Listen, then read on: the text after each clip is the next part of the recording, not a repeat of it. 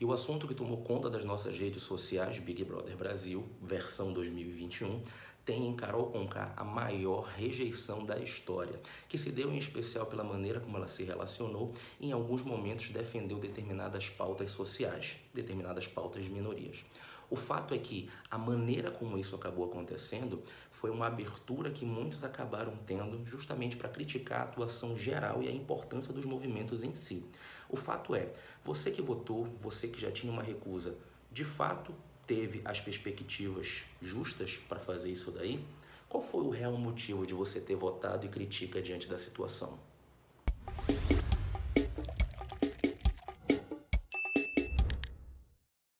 Olá pessoas, eu sou Bruno Cicalize e esse aqui é um videozinho muito rápido do Sociologia no Tucupi diante daquele que foi o assunto que dominou, sem dúvida nenhuma, as redes sociais, o Big Brother Brasil. E dominou justamente por conta de algumas situações que se destacaram diante daquilo que a casa acaba se propondo, daquilo que o programa acaba se propondo. No caso, você tem em primeiro momento uma recusa muito grande diante do personagem Nego Di, que saiu com uma votação recorde,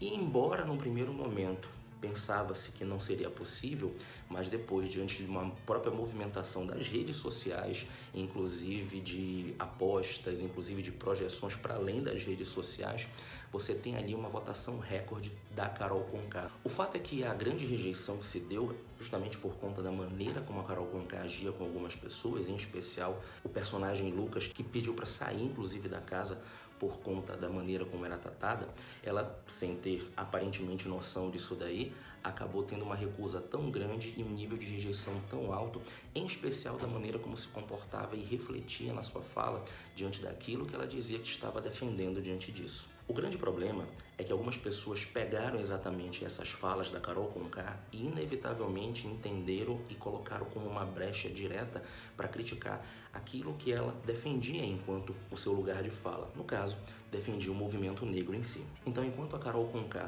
falava enquanto uma mulher negra, muitas pessoas que já tinham uma premeditação em recusa diante dos movimentos sociais em si, viram ali uma grande oportunidade de com certeza consolidar as críticas que tinham diante daquilo que sequer talvez tenham parado para entender. E é muito importante a gente tentar fazer essa reflexão para não incorrer em injustiças diante disso. Por exemplo,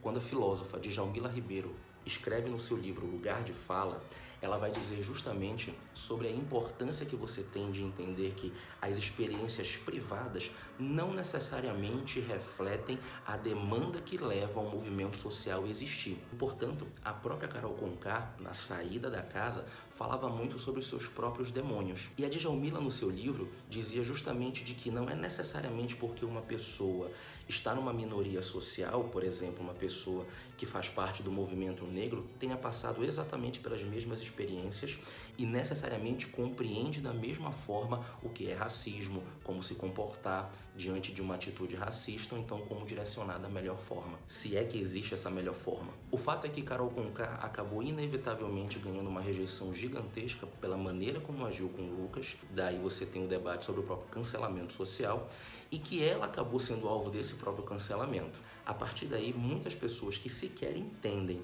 a perspectiva dos movimentos sociais, em especial nesse caso o movimento negro ou o movimento de mulheres, se aproveitaram para fazer uma generalização